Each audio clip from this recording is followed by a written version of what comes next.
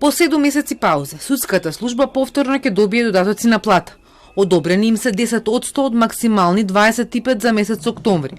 Ова е одлучено на денешната седница на Судско-буџетскиот совет, на која присуствува и представник на Министерството за финансии, кој го има последниот збор за распределување на средствата. Одлука за обезбедување средства за исплата на додатоци на плата за месец октомври 2023 година во висина од 10% за судските службеници вработените во Судскиот совет. Одлука за необезбедување средства за исплата на додатоци на плата за месец октомври 2023 година за членовите на Судски совет и судиите. Од синдикатот на УПС со порака 10% додатоци не е решение, туку зголемување на платите. Да не се лажи ниту Судски буџетски совет, ниту Министерството за финансии дека со 10% ќе ги купи вработените во судовите, ќе го купи мирот.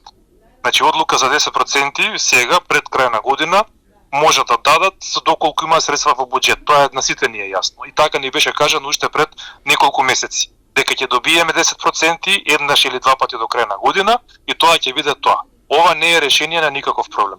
Решението на проблемот го искажавме во текот на протестите, односно протестот што го направи синдикатот на УПС. Зголемување на платите на вработените во судовите и во обвинителствата, а не селективно кога ќе сака Судски буџетски совет и Министерство за финансии да даваат 10% и со тоа да се надеваат дека готово ќе го купиме мирот на вработените.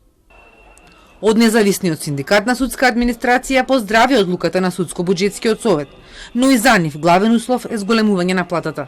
Очекуваме да ни се зголеми платата. Тоа е нашето прво и основно барање. Додатоците како додатоци тие ни слезуваат по закон, инаку во спротивно ние ќе тужевме за тие додатоци.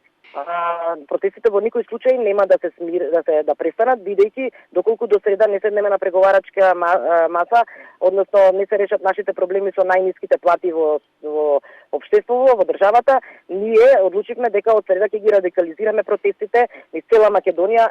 Обвинителската администрација 5 недели е во штрајк со исти барања.